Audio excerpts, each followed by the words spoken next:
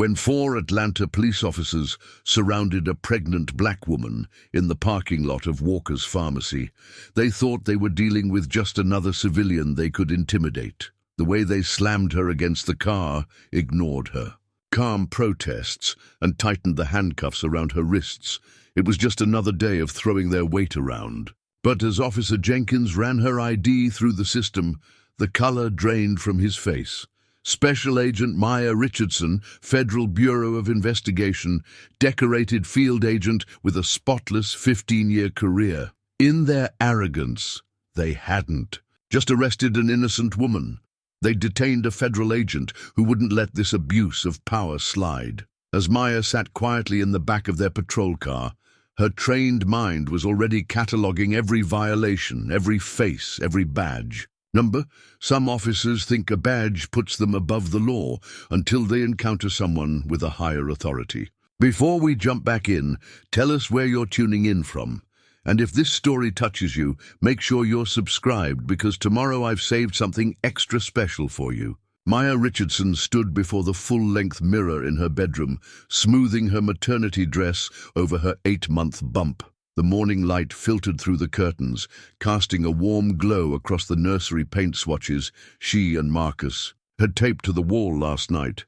Yellow or mint green, they still couldn't decide. Her badge and gun safe lay untouched on the dresser. She wouldn't need them anymore, at least not for the next few months. The aroma of fresh coffee drifted. Upstairs, Marcus's daily ritual of brewing her decaf before heading to his shift at the U.S. Marshal's office. She smiled, remembering how he'd grumbled about making fake coffee when she first got pregnant, but hadn't missed a single morning since. Her phone buzzed with messages from the office. The team had planned something for her last day, despite her protests about not wanting any fuss. 15 years at the Bureau, and today she'd walk out of the Atlanta field office to focus on their growing family. The thought both thrilled and terrified her. In the kitchen, Marcus had left a note next to her travel mug. "Last day, baby. Make it count. Love you both." She traced her fingers over his familiar scrawl, feeling the baby kick as if in response. The drive to the office felt different today. Maya noticed details she usually blazed past.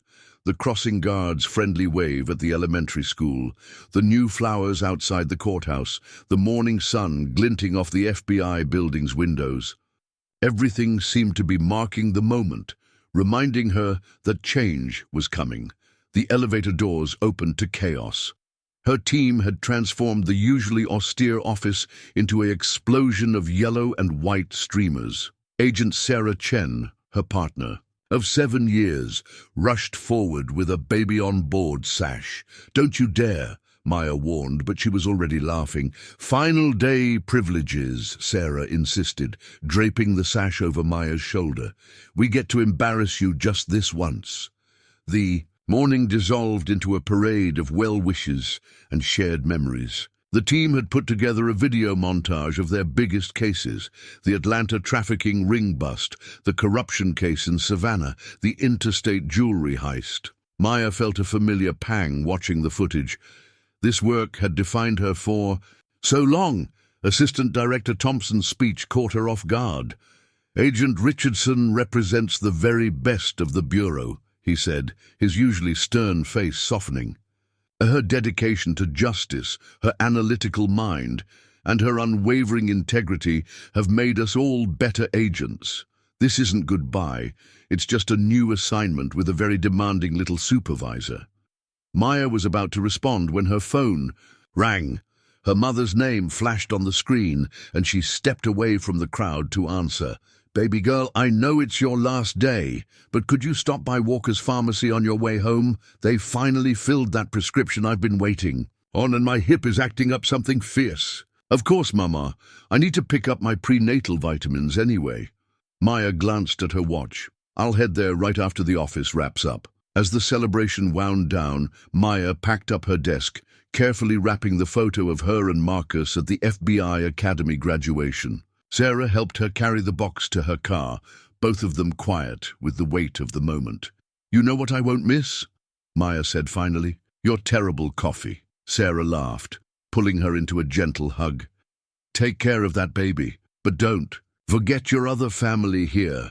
Maya watched her partner walk back to the building, feeling the morning sun warm on her face. One chapter ending, another beginning. She had no way of knowing that her next stop would change everything, not just for her, but for an entire police department that was about to learn a harsh lesson about power, prejudice, and justice. The memory hit Maya as she drove away from the FBI building, her first day at Quantico, standing tall in her press suit while her father pinned her badge. "Remember," he'd said, his voice thick with emotion, "this isn't just metal. It's a promise to protect those who can't protect themselves." Coming from a 30-year veteran of the Atlanta Police Department, those words carried weight.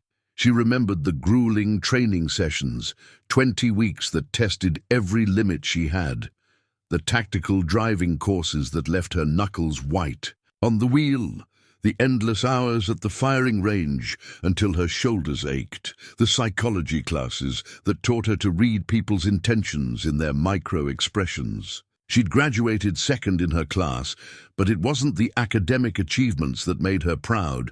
It was knowing she'd earned her place. Her first major case came 6 months into her career. A human trafficking ring operating out of Atlanta's airport.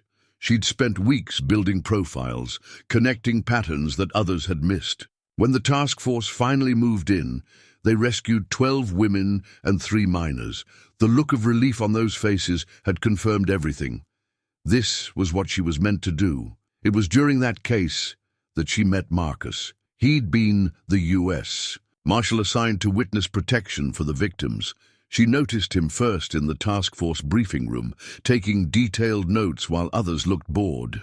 Later, as they worked to secure safe houses, she appreciated his thoroughness, his genuine concern for the victims' welfare. Their first date wasn't really a date at all, just coffee after a late-night coordination meeting. But something clicked. Maybe it was their shared dedication to justice, or the way they could discuss difficult cases without needing to shield each other from the harsh realities of their work. 3 years later, they married in a small ceremony, their colleagues, filling the pews with a sea of badges and proud smiles. Now, sitting at a red light, Maya rested her hand on her belly, feeling the gentle movements of their daughter. The timing of this pregnancy hadn't been planned. Cases didn't care about personal lives, but the moment the test showed positive, everything shifted. She and Marcus had spent nights talking about their future, about balancing their dangerous careers with parenthood. "We'll make it work," he'd assured her, his hand protectively covering her growing bump.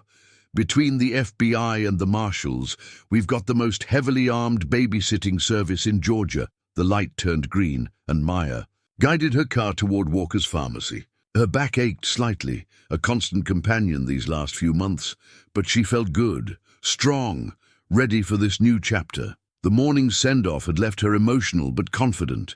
She had built a reputation on her merits, earned respect.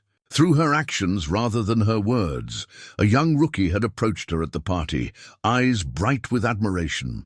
"Agent Richardson, I chose the FBI because of you, the Jefferson case. How you connected those evidence threads. That's what made me want to be an agent." Maya had smiled, remembering her own early days of hero worship. "The badge is just the beginning," she told the rookie. "It's what you do with it that matters." Those words echoed now as she pulled into the pharmacy parking lot. 15 years of service, hundreds of cases, countless lives impacted. She'd seen the best and worst of humanity, learned to trust her instincts while keeping her emotions in check. The baby kicked again, more insistent this time. "Okay, little one," she murmured. "Let's get those vitamins, then we can start our new adventure." She had no way of knowing that their new adventure was about to begin in a way she never could have imagined.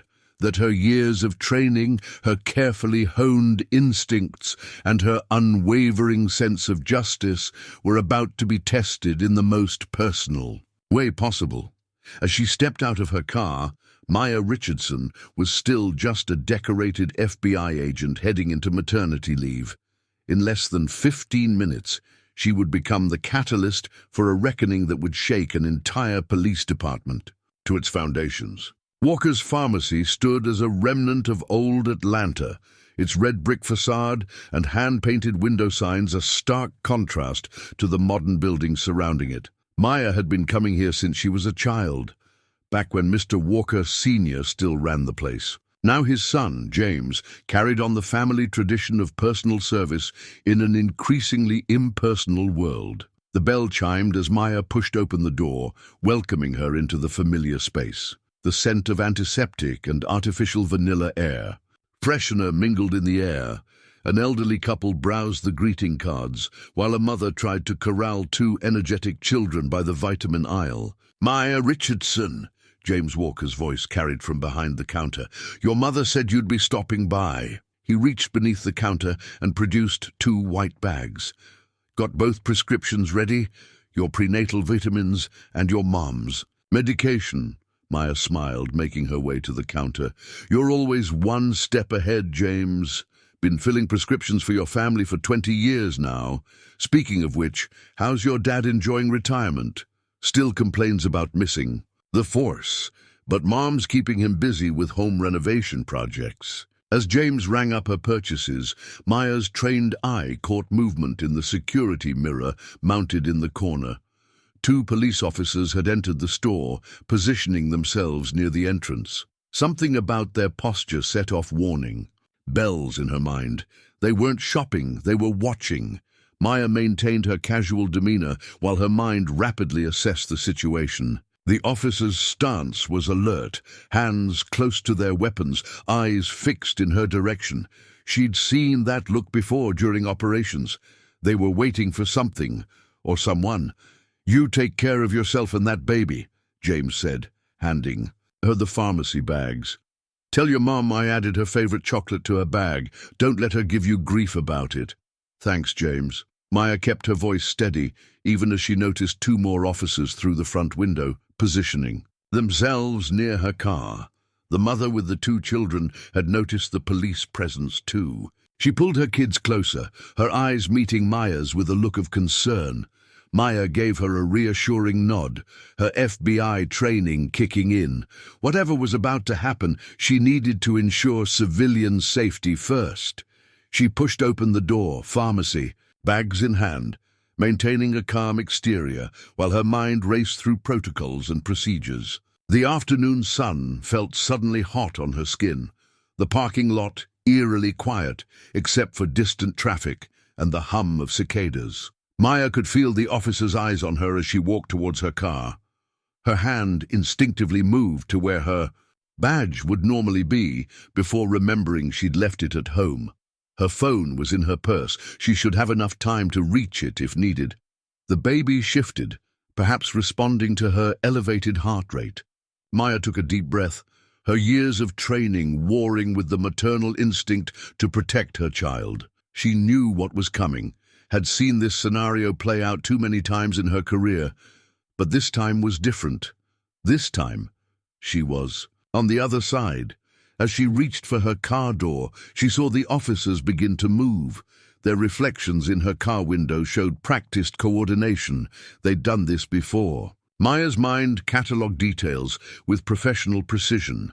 4 officers, tactical positions, hands on weapons, no verbal warning issued. In the split second before they reached her, Maya made her decision. She would remain calm, protect her child, and document everything. These officers were about to learn a very expensive lesson about presumption and power. They just didn't know it yet. "Ma'am, step away from the vehicle." The command came sharp and aggressive from behind her. Maya felt time slow, her training kicking in as she processed every detail of the moment. "Keep your hands where we can see them." Another voice, more hostile than the first. She could hear their boots on the asphalt, the leather creaking of gun holsters as they approached. Maya turned slowly, keeping her movements deliberate and non-threatening. "Officers, I'm 8 months pregnant. I'm just picking up prescriptions." Her voice remained steady, professional, the same tone she'd used countless times to de-escalate situations. The first officer, a stocky man with sergeant's stripes, Jenkins, according to his nameplate, moved aggressively into her space. We've had reports of drug activity in this area. What's in the bags? Prenatal vitamins and medication for my mother. The pharmacist can verify. Against the car now. The second officer grabbed her arm, spinning her around with unnecessary force. Maya's shoulder hit the car window, and she instinctively moved to protect her belly. Officer, I'm pregnant. This level of force is unnecessary and shut up and spread 'em. The third officer moved in, roughly kicking her feet apart. Maya felt hands searching her, invasive and aggressive, ignoring her pregnancy. Through the car window, she could see bystanders gathering. Phones were out, recording. James. Walker stood in the pharmacy doorway, his face a mask of shock and anger. Good. Witnesses, documentation. Listen carefully, officers. Maya kept her voice calm but firm as they yanked her arms behind her back. I am not resisting. I am informing you that I'm heavily pregnant and you are using excessive force. I require medical attention if you continue with this arrest. The handcuffs snapped tight, too tight. Maya catalogued each violation. Excessive force, no probable cause, failure to state the reason for detention, improper search procedures. Got some attitude here, huh? Jenkins sneered, pulling her pharmacy bags apart, spilling the contents onto the hot pavement. Think you're special? My name is Maya Richardson. You'll want to run that through your system. She met his eyes steadily, very carefully. Oh, we've got a legal expert here, boys. The fourth officer laughed, but Maya noticed he was the only one not putting hands on her. Smart one, documenting but not participating. She memorized his badge number, 82741. Jenkins roughly grabbed her purse, dumping it out next to the scattered medications. Maya watched her phone clatter to the ground, screen cracking. That would be added to the list. Check her ID, Jenkins barked to the cautious fourth officer. Let's see who our lawyer friend is. Maya stood quietly, feeling the baby move restlessly inside her. She focused on breathing steadily, keeping her heart rate controlled. The handcuffs bit into her wrists as sweat trickled down her back in the Georgia heat. She watched Officer 8741's face as he ran her license. The change in his expression was subtle, a widening of the eyes, a quick glance at his superior. He swallowed hard before speaking. Sergeant, we need to— What? Jenkins snapped. Sir, she's FBI. The silence that followed was absolute. Even the gathering crowd seemed to hold its breath. Maya could feel the tension shift, the sudden uncertainty in the hands that had been so sure of their authority moments before. Federal Bureau of Investigation, Maya stated clearly, for the benefit of all the recording phones. Badge number 222741, currently on maternity leave. Now, would someone like to explain the probable cause for this detention, or should we discuss this with my supervisor? The handcuffs couldn't hide the trembling that had started in the officer's hands. They had just made the biggest mistake of their careers, and they knew it. But for Maya, this wasn't about revenge or power. It was about accountability, about ensuring this never happened to anyone else who didn't have a badge to protect them. The revelation of Maya's identity sent ripples through the group of officers, but they didn't immediately remove the handcuffs. Instead, Jenkins' face hardened with a different kind of tension, the desperate calculation of a man trying to find a way out. Get her in the car, he ordered, his voice slightly less confident now. We'll sort this out at the station. Maya noted the procedural violation.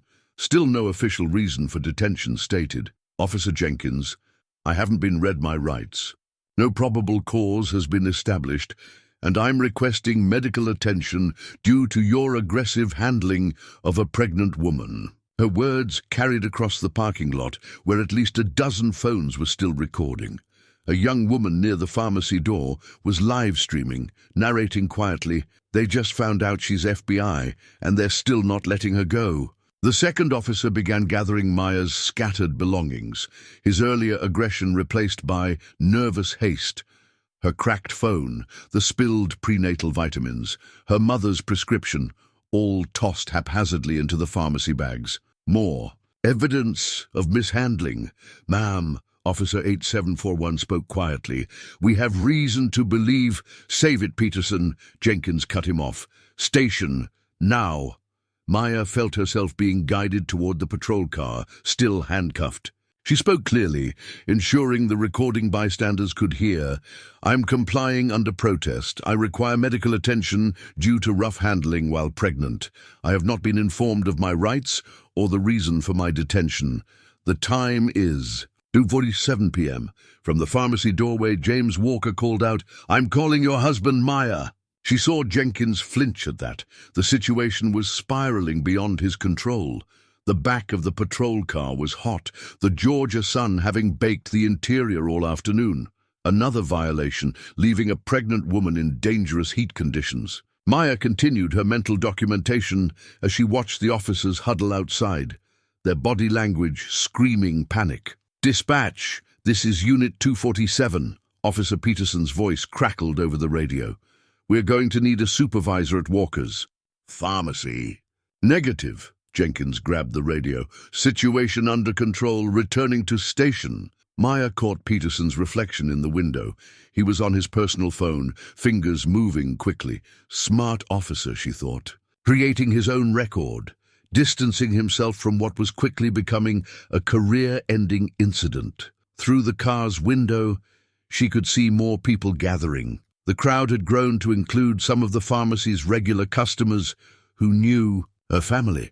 Mrs. Chen from the dry cleaners was shaking her head in disbelief. Mr. Washington, her father's old partner on the force, was making a call with a thunderous expression on his face. The baby kicked sharply, and Maya shifted uncomfortably. In the handcuffs. "Officers," she called through the partially open window, "I'm experiencing discomfort due to these restraints. As a pregnant woman requesting medical attention, you are legally obligated to respond." She watched Jenkins pace, his hand running through his hair in frustration. The swagger was gone, replaced by the dawning realization that this wouldn't be solved with the usual tactics of intimidation and paperwork manipulation. "Listen," he finally approached the car, trying to keep his voice low. "Let's handle this professionally. No need to escalate. Professionally." Maya's voice was cold and precise. "That opportunity passed when you slammed a pregnant woman against a car without cause. Now, would you like to call medical assistance, or should I add denial of medical care to the growing list of violations?" The distant wail of sirens cut through the humid air, multiple vehicles getting closer. Maya could read the approaching chaos in the officers' faces. Soon, this parking lot would be filled with supervisors, paramedics, and likely FBI response. Teams. Her phone was still lying cracked in the pharmacy bag, but she knew the calls were already spreading through both departments like wildfire. This wasn't just going to be an incident report. This was going to be a reckoning. The Atlanta Police Department's Zone 3 precinct erupted into controlled chaos the moment Maya was brought through the doors. Word had traveled faster than the patrol car, and the usual bustle of the station had transformed into a storm of urgent whispers and darting glances. Captain Gloria Martinez burst out of her office, her face darkening at the sight of a handcuffed, visibly pregnant Maya. "Get those cuffs off her, now!" Her voice cut through the station like a whip. "Someone get medical in here!" Jenkins fumbled with the handcuff keys. His earlier bravado evaporated under the captain's glare. Maya noted the red marks on her wrists as she was finally released, adding them to her mental inventory of documented injuries. "Agent Richardson," Martinez approached, her tone shifting from command to controlled concern. "I cannot begin to express—" "Captain," Maya interrupted calmly, "I need 3 things immediately: medical attention, my phone call, and a complete record of every officer involved in this incident." She rested her hands protectively over her belly. In that order. The station's first-floor lobby had become a theater of barely contained pandemonium. A desk sergeant was frantically calling medical dispatch. Two internal affairs officers had materialized by the front desk, their expressions grave as they observed the scene. Through the glass doors, Maya could see news vans already pulling up. "Where's the paramedic?" Martinez barked, then turned to Jenkins and his team. "You four, my office, now." "Actually," Maya interjected, her FBI training evident in her composed demeanor, "I believe these officers should be separated immediately for individual statements. Standard procedure for an incident of this magnitude." Martinez nodded sharply. To the IA officers, who began directing the four officers to different parts of the building. Jenkins looked like he wanted to protest, but thought better of it under the combined weight of Maya's steady gaze and his captain's fury. A young paramedic rushed in, medical bag in hand. "Ma'am, I'm Steve from Atlanta Fire Rescue. Can you tell me what happened?" As Maya calmly described the physical confrontation, she watched the ripple effects of her presence spread through the station. Officers who had been heading out for patrol lingered, their radios unusually quiet. Administrative staff moved with exaggerated care around her, as if the building had suddenly become filled with invisible tripwires. Her phone, screen now spiderwebbed, with cracks, was returned to her along with her other belongings. 8 missed calls from Marcus, 3 from her FBI supervisor, 17 text messages. As she dialed Marcus's number, she could hear Martinez in her office, her voice carrying through the thin walls. "What do you mean you didn't run her ID first? Basic fucking protocol." "Maya," Marcus's voice was tight with controlled panic. "Baby, are you okay?" "I'm at Zone 3, she replied, keeping her voice steady. "Being checked by paramedics. I need you to call Assistant Director Thompson, and he's already on his way. Half the federal building is on its way." There was the sound of squealing tires in the background. "I'm 2 minutes out. Do not let them take any statement until we have representation present." The paramedic was taking her blood pressure, frowning at the reading. Through the station's windows, Maya could see more news trucks arriving. Her phone buzzed with another call. Her mother, probably having heard from James Walker at the pharmacy. Captain Martinez emerged from her office, face ashen. "Agent Richardson, Assistant Director Thompson from the FBI is on our main line. He's requesting a secure connection." Maya nodded, unsurprised. She could feel the baby moving restlessly, responding to the adrenaline still coursing through her system. The paramedic was recommending immediate transport to Atlanta Medical Center for thorough monitoring. This was just the beginning. Soon, this room would be filled with FBI agents, union representatives, internal affairs investigators, and likely civil rights attorneys. But Maya's thoughts weren't on the coming storm. They were on the countless other women who had faced similar treatment without the shield of a federal badge to protect them. As she heard Marcus's voice in the lobby demanding to see his wife, Maya made a decision. This wouldn't be handled quietly. This wouldn't be swept away with apologies and settlements. This would be a moment of change, even if she had to dismantle this department's culture of impunity, piece by piece. By sunset, video clips of Maya's arrest had gone viral. Local news stations were running the footage on loop. A pregnant black woman being slammed against a car, her calm voice stating her FBI credentials, the officer's visible panic upon discovery. The court of public opinion had already reached its verdict. Marcus hadn't left Maya's side since arriving at Atlanta Medical Center. He stood at the window of her monitoring room, phone pressed to his ear, his U.S. Marshal badge glinting in the bare hospital lights. "No, sir, she's stable. Yes, sir. Assistant Director Thompson is here now." His jaw clenched as he listened. They did what? Without probable cause or a warrant? His free hand formed a fist. "I understand, sir. Thank you." Maya watched her husband from the hospital bed, fetal monitor beeping steadily beside her. The baby's heartbeat was strong, a small mercy after the day's events. Outside her room, she could see FBI agents stationed in the hallway, their presence both protection and statement. Assistant Director Thompson sat in the visitor's chair, his tablet displaying an endless stream of news updates. "The police chief is holding an emergency press conference in an hour," Your face is on every major network, Richardson. He looked up at her. This isn't going away quietly. Good, Maya said firmly, adjusting herself in the bed. It shouldn't. Her phone lit up with another message. Sarah Chen, her FBI partner. CNN wants an interview. So does every other network. Your arrest video has 2 million views and climbing. The door opened, and a tall woman in a crisp suit entered, carrying a leather briefcase. Agent Richardson, I'm Patricia Watts, Civil Rights Division, Department of Justice. We need to talk about what happened today. Marcus moved protectively closer to Maya's bed. My wife needs rest. It's okay. Maya touched his arm. This needs to happen now, while the details are fresh. As Watts set up her recorder, Maya could hear commotion in the hallway. Through the door's window, she saw James Walker from the pharmacy, being escorted by another FBI agent. He was still in his white pharmacist's coat, clutching a thick envelope. Security footage, she realized.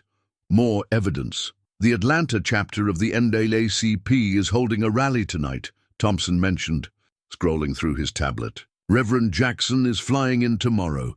This is becoming a national story, Richardson. Maya felt the baby kick again, stronger this time. The monitor registered the movement with a series of rapid beeps. A nurse rushed in to check the readings, throwing nervous glances at the assembled federal agents and attorneys. Agent Richardson, Watts began, her recorder blinking red. Please start from the beginning. Include every detail, every word exchanged. As Maya began her account, she could hear the growing crowd of reporters outside the hospital.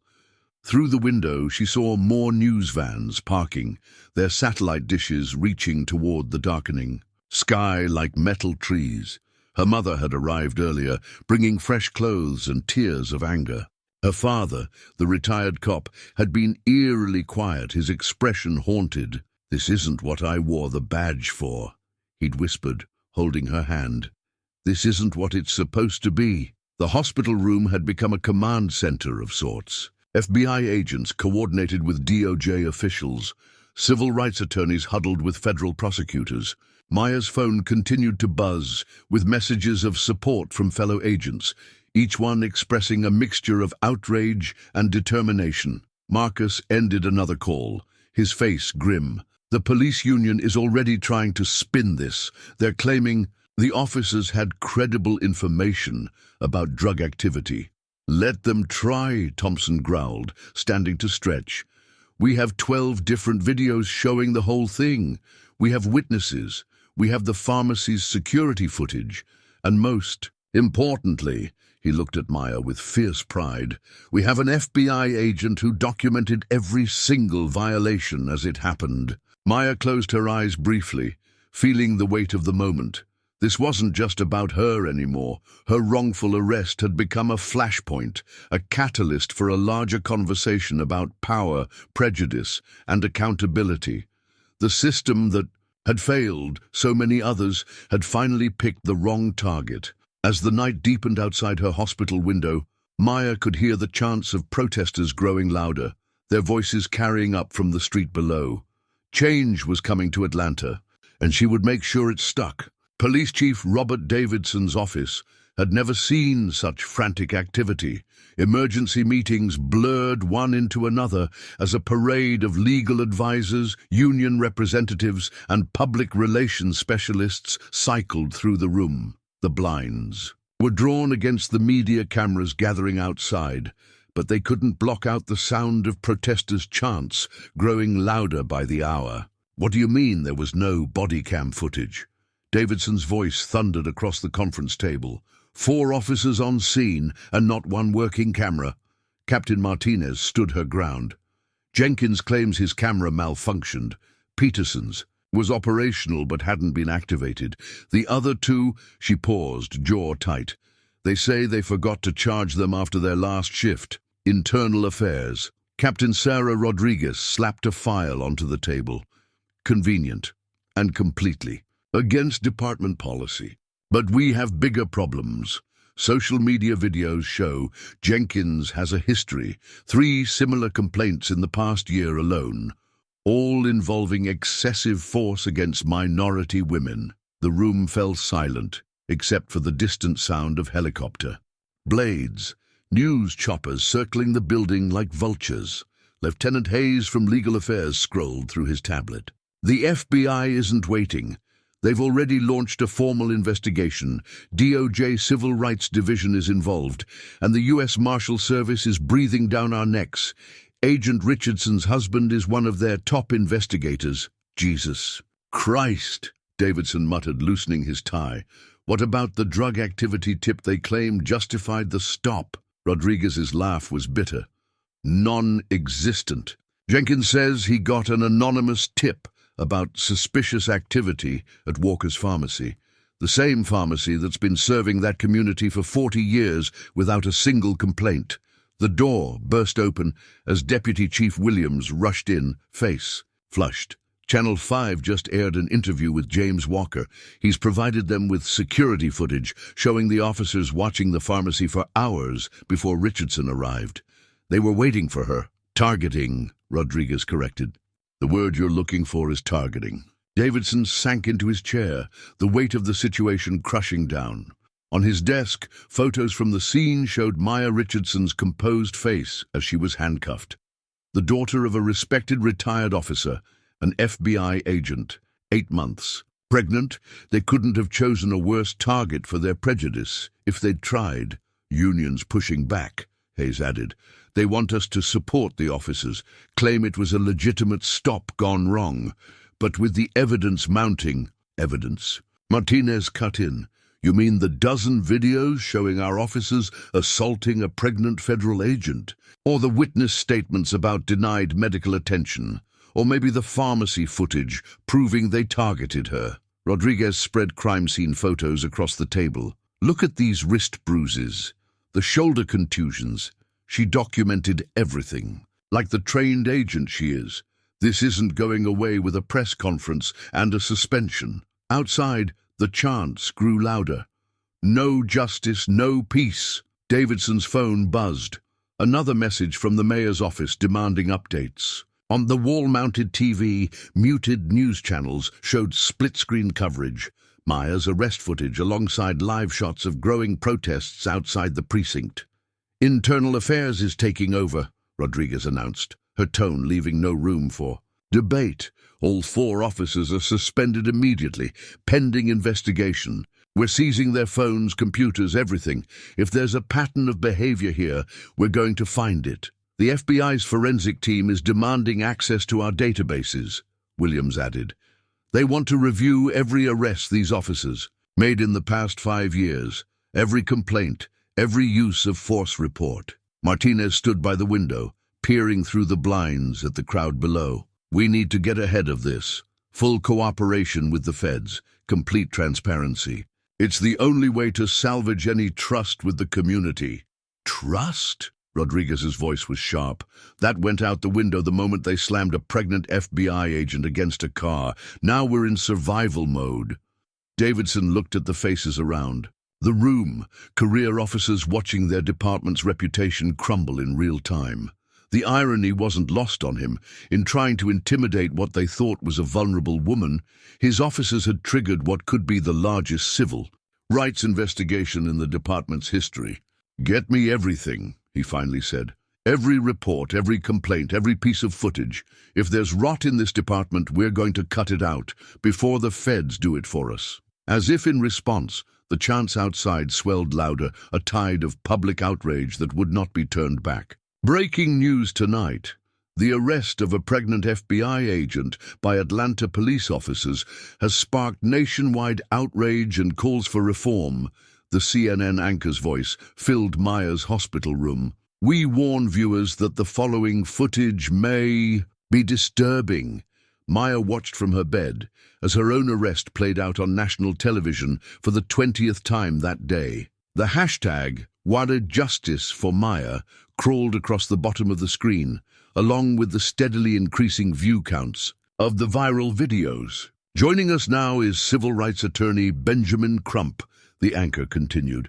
Mr. Crump, you've taken on this case. What are we looking at here? What we're looking at is a textbook example of racial profiling and police brutality. Crump's familiar voice rang out. These officers saw a pregnant black woman and immediately assumed criminal intent. The fact that she turned out to be a federal agent only exposed what countless other black women face every day. Marcus muted the TV as Maya's phone buzzed again. "Good morning, America wants an exclusive," he said, checking the message. "So does 60 Minutes. The Today Show has called 3 times. Maya shifted in her bed, watching the silent footage continue to play. The cameras had caught everything. The aggressive approach, the rough handling, the moment of realization. But they hadn't captured what she was thinking about now. All the women who'd faced similar treatment without her advantages. Outside, the hospital parking lot had transformed into a media village. Satellite trucks lined the perimeter, their dishes pointing skyward like mechanical flowers. Security had been doubled to keep reporters from sneaking onto the floor. Her FBI partner, Sarah, entered the room with a tablet. "It's everywhere, Maya. Look at these numbers." She pulled up social media statistics. The original video has 15 million views. Celebrities are sharing it. Athletes, politicians. You've got the whole country's attention. On the muted TV, the footage switched to live coverage of protests in downtown Atlanta. The crowd had swelled to thousands, their signs visible even through the aerial shots. "Protect black mothers, no badge for bigotry. FBI agent today, who tomorrow?" "Your father's old partner is organizing a march of retired officers," Marcus added, scrolling through his phone. "They're calling it Badges for Better Policing."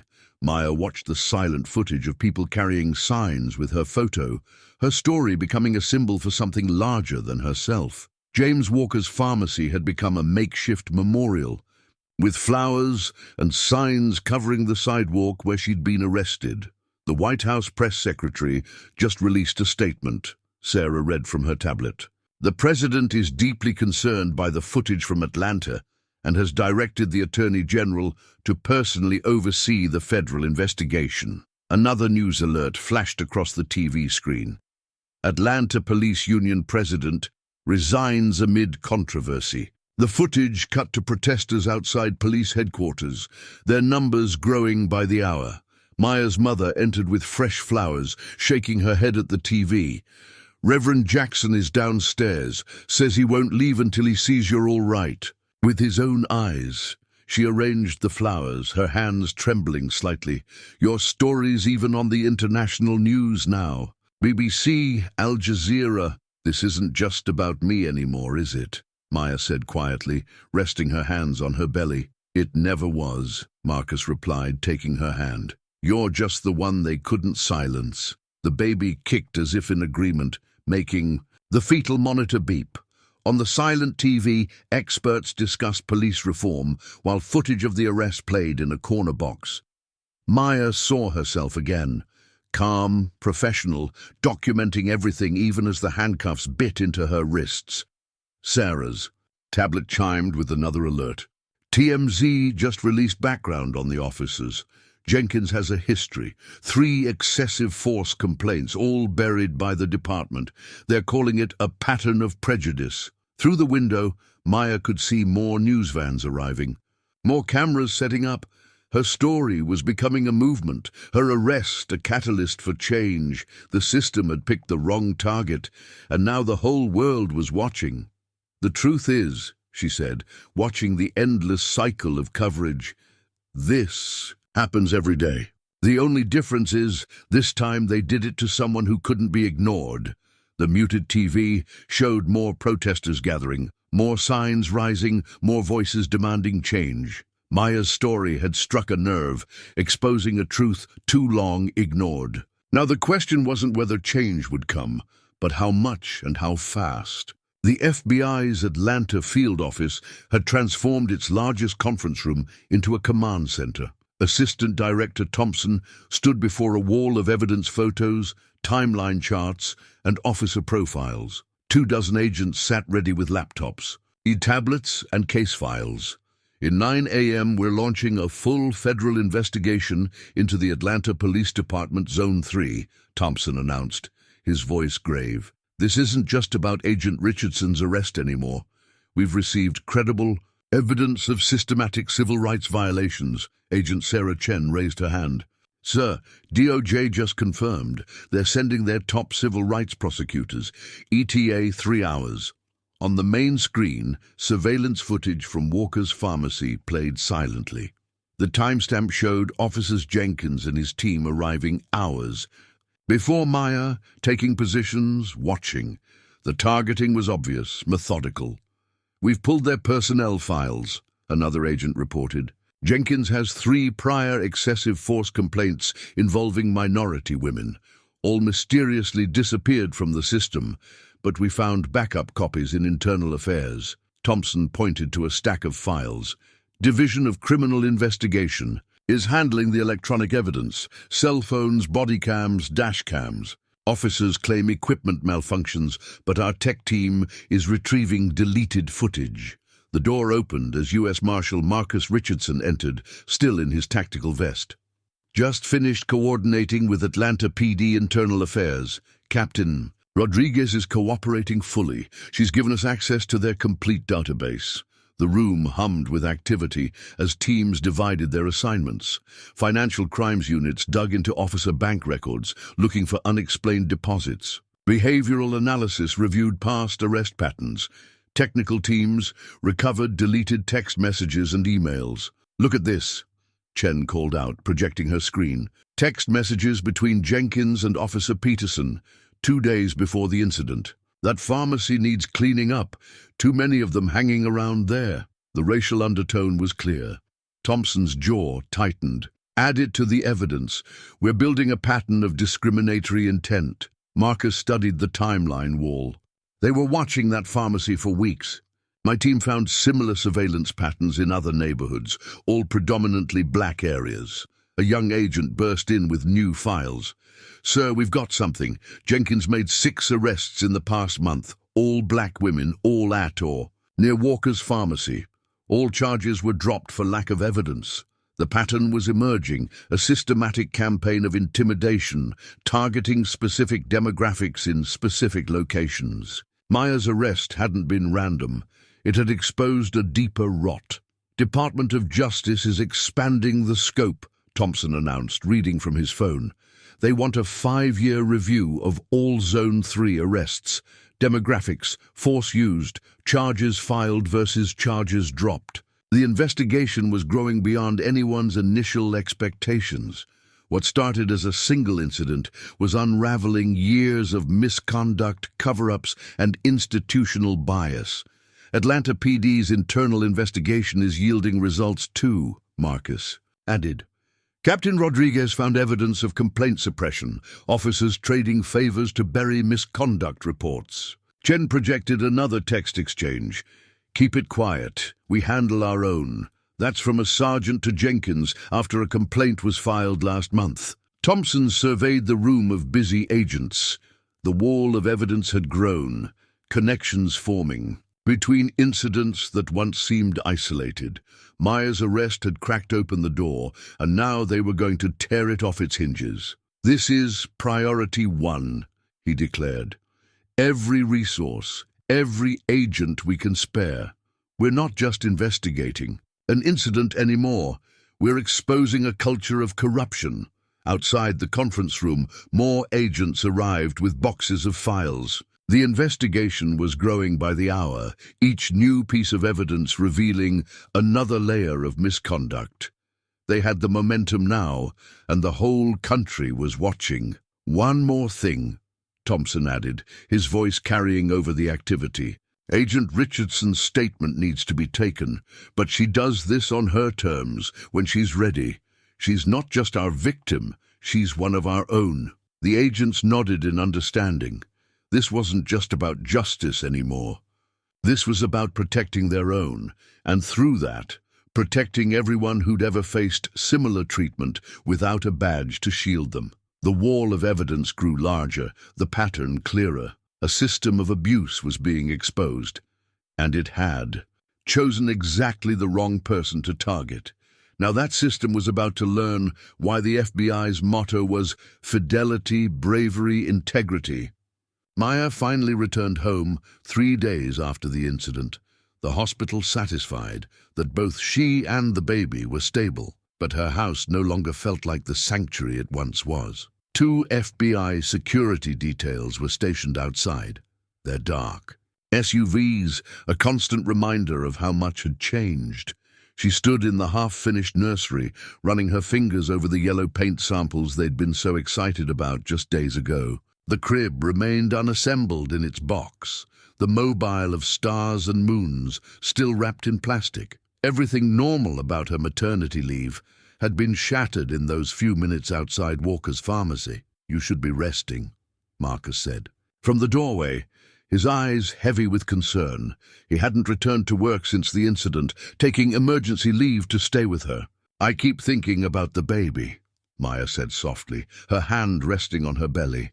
"What if they had pushed harder? What if they had—" Her voice trailed off, the fear she'd been suppressing finally surfacing. The doorbell rang, triggering an immediate response from the security team outside. It was just her parents, bringing dinner and more worry lines around their eyes. Her father, 30 years a cop, looked aged beyond his years. He set down the food containers with trembling hands. "6 complaints," he muttered, more to himself than anyone else. 6 complaints against Jenkins, and they buried every single one. That's not the department I served. Maya's mother moved around the kitchen with nervous energy, reheating food no one really felt like eating. Reverend Masters called again. "The congregation wants to hold a prayer vigil," and Mrs. Chen from next door left more food. The refrigerator's already full. The TV hummed quietly in the background, still cycling through coverage of the incident. Maya caught glimpses of her own face on the screen, photos from her FBI graduation mixed with the viral videos of her arrest. The headlines kept growing.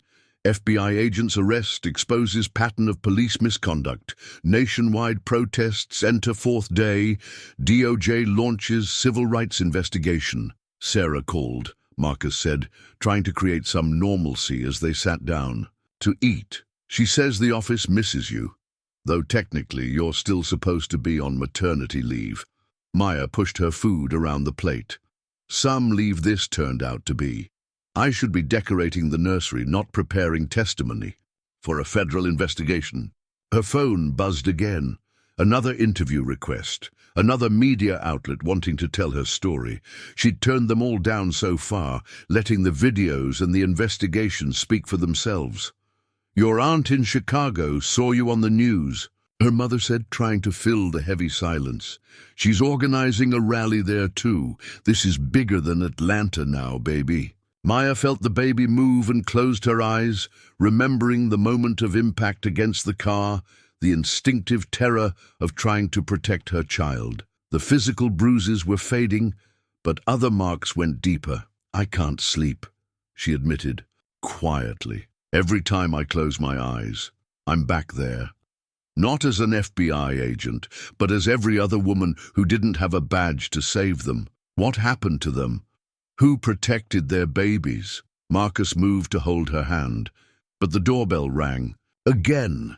Through the window, they could see more neighbors arriving with food, with flowers, with offers of support. The street had become a constant flow of well-wishers and reporters, each one wanting to touch this story that had ignited a national conversation. Her father stood at the window, watching the FBI agents check each visitor. "You know what kills?" "Me," he said, his voice rough.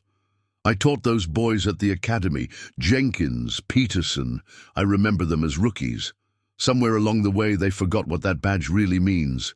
Maya felt the baby kick again, stronger this time. In a few weeks, she would bring a daughter into this world, a little black girl who would grow up in a city forever changed by what happened to her mother. The thought filled her with both fear and determination. "We're not just fighting for justice. Now," she said, finally finding words for what she'd been feeling. "We're fighting for her future, for every mother's child who deserves better than what I experienced." Outside, the sun was setting on another day of protests, investigations, and calls for change. Maya Richardson's maternity leave had become something else entirely, a moment of reckoning that would reshape not just her life, but the lives of countless others who had faced similar injustice in silence.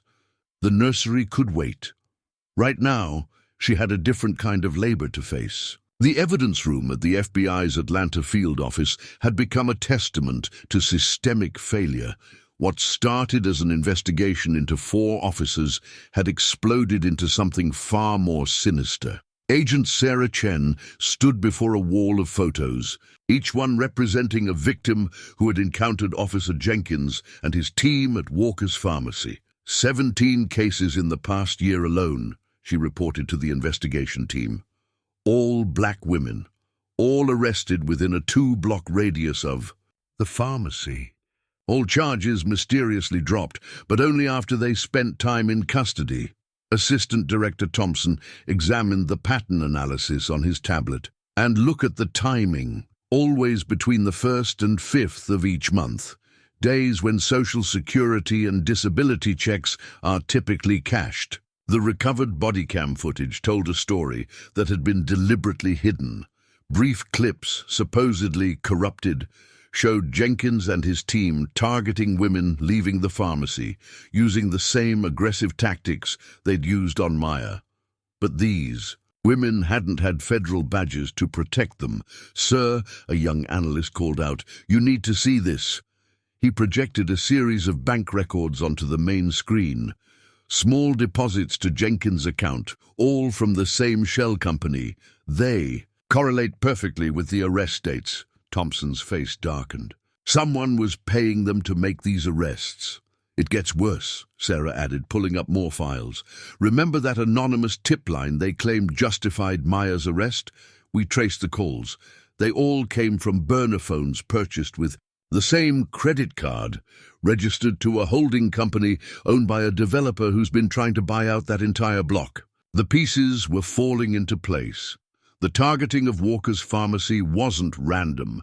It was part of a coordinated effort to harass legitimate businesses and their customers, to make the area appear crime-ridden and ripe for redevelopment. "Found something in Peterson's email," another agent announced. "Messages to a real estate investment group. Area will be ready for acquisition soon. Current businesses losing customers due to safety concerns." The investigation had uncovered not just racial profiling, but a conspiracy. Corrupt officers working with developers to terrorize a community, using badges and handcuffs to serve private interests. A legal analyst raised her hand. "Just got the statistics from Zone 3's booking system. In the past year, arrests of black women aged 25-50 have increased 300% in that area. But the conviction rate is less than 2%. Thompson studied the wall of victims. They never intended these arrests to stick. The point was harassment, intimidation, make people afraid to visit their own neighborhood businesses. Sarah's phone buzzed with a text from Maya. More victims had come forward after seeing her story on the news. Women who had been arrested, roughed up, held for hours without charges. Each one adding another piece to the puzzle. "Pull up Jenkins's personnel file again," Thompson ordered. "I want to know who signed off on hiding those complaints." The digital trail led higher up the chain of command. Sergeants, lieutenants, even captains had played roles in burying evidence of misconduct. The corruption wasn't limited to a few patrol officers. It had infected multiple levels of department leadership. Chief Davidson's signature, Sarah pointed to a document. He personally approved the transfer of 3 officers who filed reports against Jenkins, all sent to night shifts in the worst precincts. The investigation was revealing an organized system of corruption, where officers who tried to report misconduct faced retaliation, while those who played along were protected and rewarded. Maya's arrest didn't just expose 4 bad officers, Thompson concluded, surveying the evidence. She exposed an entire network of corruption, discrimination, and corporate greed. Outside the evidence room, more files arrived hourly. More victims came forward. More whistleblowers from within the department, emboldened by the federal presence, began to share their stories. What had started with one pregnant FBI agent being wrongfully arrested had cracked open a case that would shake the Atlanta Police Department to its foundations, and it was far from over. The Atlanta Police Department's internal servers crashed under the weight of officers frantically trying to delete files, but it was too late.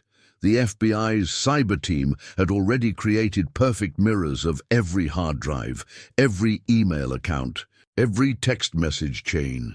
The truth was spilling out faster than anyone could contain it. Chief Davidson, would you care to explain this? Captain Rodriguez from Internal Affairs slapped a folder onto his desk. Inside were dozens of emails, each showing his direct orders to bury misconduct reports against Jenkins and his team. "Those are confidential department communications," Davidson sputtered, his face reddening. "Not anymore," Rodriguez gestured to the FBI agents standing behind her. "They're evidence in a federal investigation now." Across the department, similar scenes played out. Sergeants were being questioned about missing body cam footage.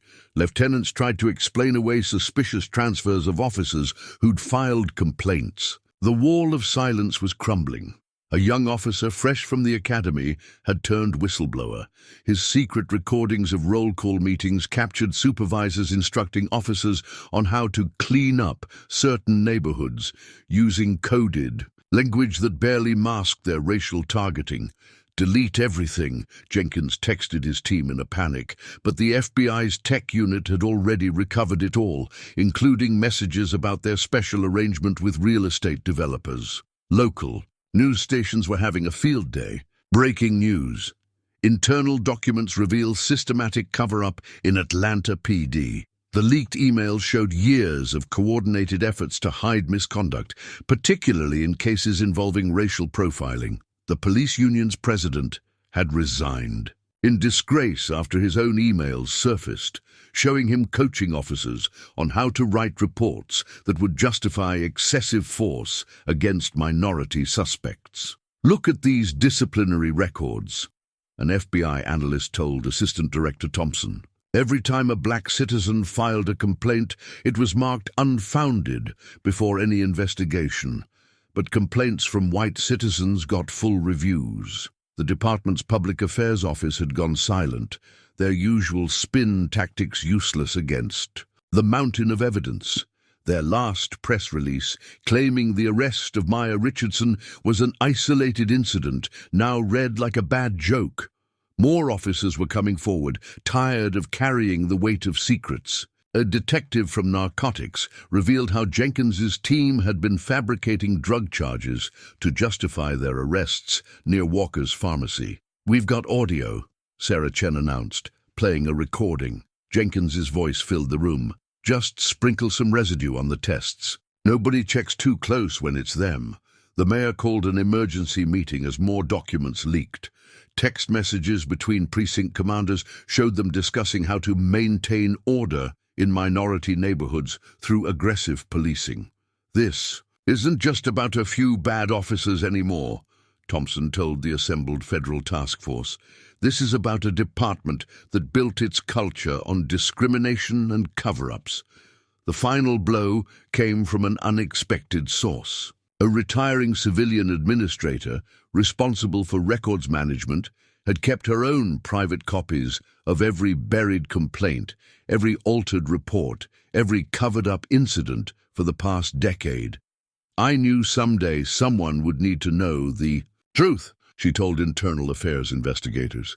"I just didn't know it would take arresting an FBI agent to make people listen." As the evidence mounted, the department's leadership began to crumble. Resignations poured in. Officers rushed to make deals with federal prosecutors. The blue wall of silence had finally met something stronger. The weight of undeniable truth. Maya Richardson's arrest hadn't just exposed a few corrupt officers. It had torn down the entire facade, revealing a system built on prejudice, maintained by intimidation, and protected by layers of institutional cover-ups. Now that system was collapsing, and no amount of damage control could put it back together. The emergency city council meeting stretched into its 6th hour. On the chamber walls, large screens displayed damning evidence, statistics showing racial disparities in arrests, recovered text messages revealing bias, and footage of Maya Richardson's arrest playing on a loop. A constant reminder of why they were there. "We're implementing immediate reforms," Mayor Jackson announced, her voice firm despite her exhaustion. Every officer will be required to undergo implicit bias training. Body cameras will now upload footage automatically to an independent server. And we're establishing a civilian oversight board with real power to investigate misconduct. In the front row, Maya sat between Marcus and Assistant Director Thompson, her presence a silent testament to the cost of systemic abuse. Her due date was approaching, but she had insisted on attending. This wasn't just policy anymore. This was her legacy to her unborn daughter. The changes came like a tidal wave. Chief Davidson had resigned that morning, along with 3 deputy chiefs and 6 precinct commanders. The FBI's investigation had left them no choice: cooperate or face federal charges. "The Department of Justice is appointing a federal monitor," Thompson announced to the council.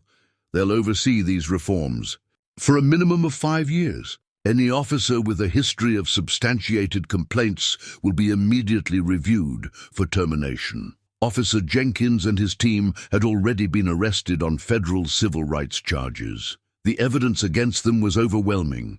Years of targeted harassment, fabricated charges, and excessive force, all documented in their own words and actions. The real estate developers hadn't escaped scrutiny either. FBI financial crimes units had traced the payments, leading to indictments. For conspiracy and corruption, Walker's Pharmacy would stay right where it had been for 40 years. No more harassment, no more intimidation. "We're establishing a victims' compensation fund," the city attorney explained. "Every person wrongfully arrested by these officers will be contacted. We're also expunging any related charges from their records." Maya watched as community leaders took the podium one after another. They spoke of similar experiences, of years of complaints ignored, of lives disrupted by systemic racism hiding behind badges. Her case had given their voices new power. "The police union has agreed to major contract changes," the mayor continued. "No more hiding misconduct records, no more automatic arbitration for excessive force complaints. Real accountability, real consequences." In the back of the chamber, a group of young officers watched the proceedings. They represented the department's future, ones who had chosen to stay and be part of the change. Their faces showed a mix of shame for their organization's past and determination to build something better. Captain Rodriguez, now acting chief, outlined the new policies. Every arrest will be reviewed for probable cause. Officers with multiple complaints will be partnered with senior training officers, and any attempt to disable or interfere with body cameras will result in immediate suspension. The reforms weren't just local. Maya's case had sparked a national conversation. Other cities were examining their own departments, looking for similar patterns of abuse. Congress was holding hearings on police accountability and racial profiling. "This is what change looks like," Marcus whispered to Maya, squeezing her hand as they watched another vote pass unanimously. The baby kicked, as if sensing the significance of the moment. Maya smiled, thinking of how different things would be when her daughter was born. These changes wouldn't erase the past, but they would help shape a better future. "The hardest part comes next," Thompson reminded everyone. "Implementation, oversight, making sure these reforms stick." But looking around the chamber at the determination on faces both old and new, Maya knew this time would be different. Her wrongful arrest had become a catalyst, turning years of ignored complaints into undeniable evidence. The system hadn't just been exposed, it was being rebuilt from the ground up. This was how lasting change began, not with a single event, but with the momentum that event created. And Maya Richardson's arrest had created an unstoppable force for reform. The federal courthouse buzzed with activity as Officer Jenkins and his team faced arraignment.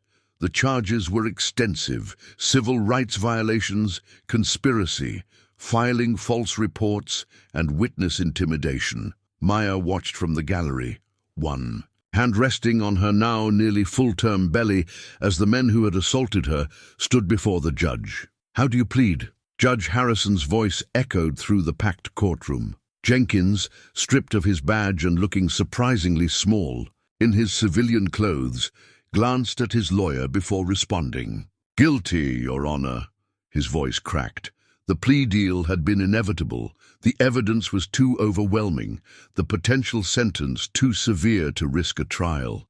Outside, the newly formed Civilian Oversight Board was holding its first public meeting. Community members, retired judges, and civil rights attorneys now had real power to investigate police misconduct. Their first action? A complete audit of every officer in Zone 3. "We're implementing a 3-strike policy," announced Dr. Angela Williams, the board's chairperson. "Any officer with 3 substantiated complaints will face automatic termination review. No exceptions, no union intervention." At police headquarters, Captain Rodriguez, now confirmed as the new permanent chief, was overseeing a department-wide retraining program. Every officer would go through extensive bias awareness and de-escalation training. The old guard's resistance was met with a simple choice: adapt or resign. "Body cameras will now live stream to independent servers," she explained to her command staff.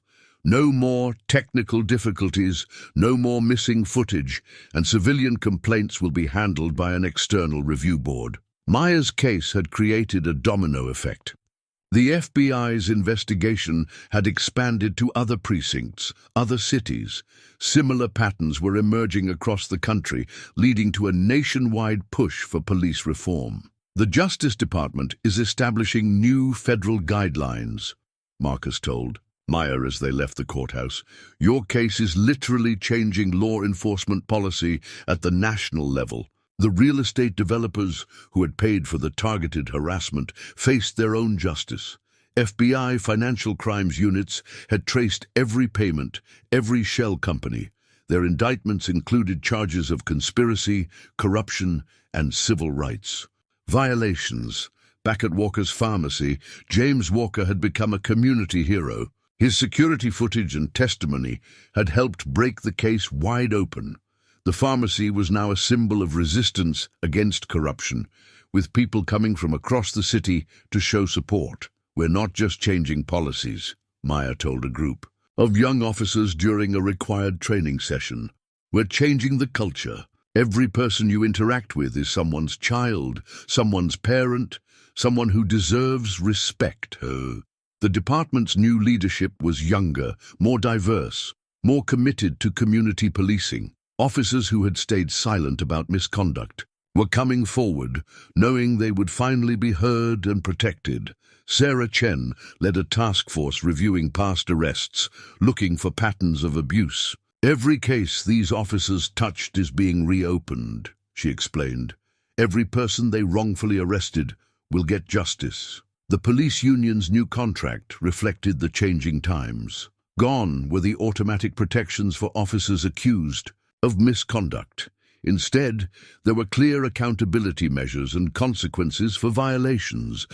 Jenkins's formal sentencing was scheduled for the following month, but the impact of his crimes had already transformed the department he once terrorized. His tactics, once protected by a culture of silence, had become a case study in what would no longer be tolerated. "Tell me again why we're doing this," Maya's unborn daughter seemed to ask, with a strong kick as they left another oversight meeting.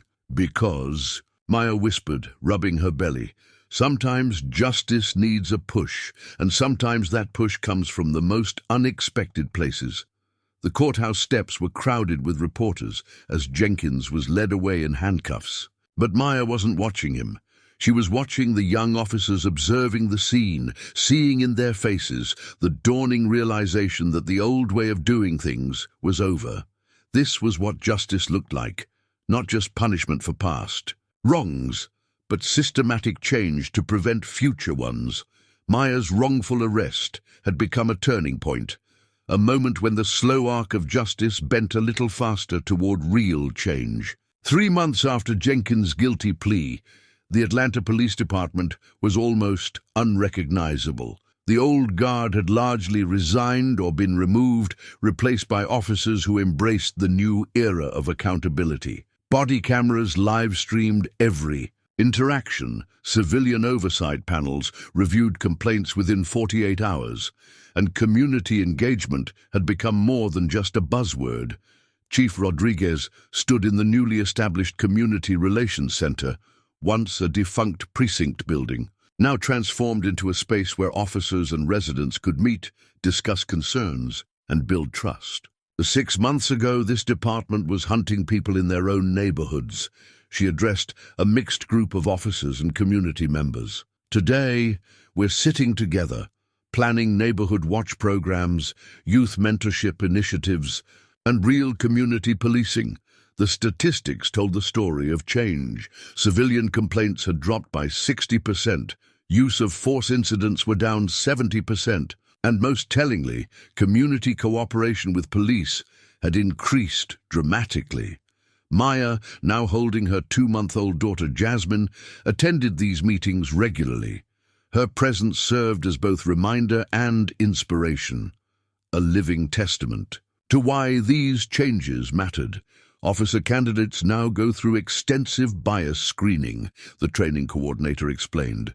We're not just teaching them procedures, we're teaching them humanity. The reforms had ripple effects beyond Atlanta. Police departments across the country were adopting what became known as the Richardson Protocols, comprehensive guidelines for arrest procedures, officer accountability, and community oversight. Even the physical presence of policing had changed. Gone were the aggressive patrol patterns that had once terrorized certain neighborhoods. Instead, officers walked beats, knew residents by name, and focused on building relationships rather than making arrests. "Remember what this place was like?" James Walker asked Maya as she visited the pharmacy for Jasmine's first checkup. The once tense atmosphere around his business had transformed. Officers now stopped by for coffee and genuine conversation, not surveillance and intimidation. The Civilian Oversight Board had become a model for other cities. Their weekly meetings were streamed live, decisions were transparent, and their authority to discipline officers had real teeth. The police union, under new leadership, had become a partner in reform rather than an obstacle. "We're seeing something remarkable," Assistant Director Thompson told a congressional committee. "A complete cultural transformation of a major police department, driven by community input and oversight. The old system of covering up misconduct had been replaced by immediate accountability. When complaints were filed, they were investigated thoroughly and quickly. Officers who maintained clean records and positive community relationships were rewarded with promotions and special assignments." Maya's case had become required learning at the police academy. New recruits studied not just what went wrong that day outside Walker's pharmacy, but how systemic bias had created an environment where such abuse seemed normal. "Your mommy changed everything," Maya whispered to Jasmine during a quiet moment at home. The baby gurgled, reaching for the light streaming through the nursery window, the same window where Maya had once stood, contemplating paint colors. Before her life changed, the real estate developers who had orchestrated the harassment campaign faced their own justice. Their properties were seized and converted into community centers and affordable housing. Walker's pharmacy now anchored a thriving business district, protected rather than targeted by law enforcement. Chief Rodriguez's words at the department's first community graduation ceremony summed up the transformation. "We're not just changing policies or procedures. We're changing hearts and minds. We're learning that true police work isn't about power over communities, it's about partnership with them." The officers who graduated that day represented the new face of Atlanta law. Enforcement, diverse, community-oriented, and committed to constitutional policing. They wore their badges not as symbols of authority, but as symbols of public trust and responsibility. Maya watched them take their oaths, Jasmine sleeping peacefully in her arms. The changes wouldn't erase what happened to her, but they would help ensure it never happened to anyone else. Sometimes, she realized, the most powerful form of justice isn't punishment, it's transformation. On year to the day after her arrest, Maya Richardson stood outside Walker's pharmacy, her daughter Jasmine snuggled against her chest in a baby carrier. The spot where she had once been slammed against a police car was now marked by a small plaque. On this site, injustice was exposed and transformation began. James Walker emerged from the pharmacy, his familiar warm smile now carrying an extra measure of pride. His business had become more than just a neighborhood pharmacy. It was a symbol of community resilience and change. "Hard to believe it's been a year," he said, gently touching Jasmine's cheek. "Look how much good came from something so wrong." Maya surveyed the transformed street. Gone were the intimidating police patrols. Instead, a community liaison officer chatted with local business owners, exemplifying the new approach to neighborhood policing. The officer, a recent academy graduate trained under the new protocols, gave Maya a respectful nod. Inside the pharmacy, a wall displayed newspaper clippings chronicling the changes of the past year. Jenkins's sentencing to 15 years. In federal prison, the real estate developer's convictions, the sweeping reforms that had reshaped the department. But more meaningful were the smaller stories, tales of officers intervening to help rather than harass, of trust slowly rebuilt between police and community. "Agent Richardson?" A young woman approached hesitantly. "I was here that day. I recorded it on my phone." She paused, emotion catching in her throat. "I just wanted you to know. What happened to you helped me find justice too. They reopened my case against Jenkins. I'm not afraid anymore." Maya hugged her with her free arm, feeling Jasmine stir between them. This was the real victory, not just policy changes, but healing for an entire community. Marcus joined them during his lunch break, still in his U.S. Marshal's uniform.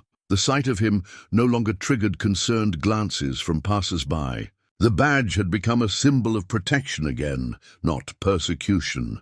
"They're using your case study at the Federal Academy now," he told Maya, "not just as an example of what went wrong, but how to make it right." Chief Rodriguez had kept her promises. The department's transformation wasn't just cosmetic, it was fundamental. Every arrest was reviewed for bias. Every complaint was investigated thoroughly. The thin blue line had been replaced by transparent accountability. Sarah Chen, now heading her own FBI task force on police reform, arrived with news. 5 more cities are adopting the Richardson protocols," she announced. "Your story is still changing things, Maya." Jasmine reached out to grab Sarah's finger, oblivious to the significance of the moment.